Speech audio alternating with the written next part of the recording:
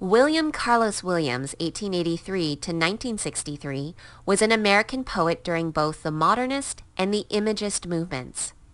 Interestingly enough, he was also a practicing physician because during that era, one generally could not earn a living as a poet. Williams tried to focus on the language in his poetry and attempted to give it a lyrical quality. A fellow poet, Randall Jarrell, once critiqued Williams' poetry as magically observant and mimetic as a good novelist, adding that he reproduces the details of what he sees with surprising freshness, clarity, and economy. His quick, transparent lines have the nervous and contracted strength, move as jerkily and intently as a bird. In May of 1963, just 2 months after Williams' death, he posthumously received the Pulitzer Prize. Next, we're going to read a short poem by Williams entitled The Red Wheelbarrow. Please think about the poem's content and Williams' use of language and imagery. So much depends upon a red wheelbarrow, glazed with rain water beside the white chickens. Williams constructed this very short poem in 1923, and it has forever been known as one of the best examples of a true Imagist poem. The Imagist movement began in 1913, 10 years before Williams wrote this poem. Imagist poetry focuses on the objective representation of objects. Which images did you identify in the poem? Most likely you noticed the red wheelbarrow and the white chickens. Why do you think Williams chose 2 objects in such contrasting colors, red and white?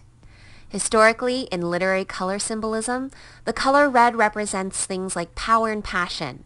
When you think of the color red, you can probably picture things like blood and love, so hopefully this makes sense. The color white represents purity and innocence. To help clarify this, consider why brides traditionally wear white on their wedding day, to display their virginal innocence. The wheelbarrow is red to display its power at the farm, and the chickens are white to show their purity. The wheelbarrows do all of the work, while the chickens lay the eggs. Does this clarify Williams' color choices for you? In addition to identifying those 2 objects in the poem, Williams also decided to glaze the wheelbarrow with rainwater. Focus on Williams' diction or word choice here. Why do you think he glazed the wheelbarrow? What does it mean to glaze something? When you think of glaze, you may picture a glazed donut.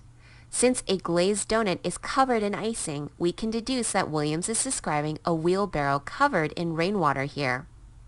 His choice to use the word glaze helps describe Williams' tendency to use words with a more lyrical or expressive quality. Describing something as covered instead of glazed just does not have the same romantic emotional quality, does it?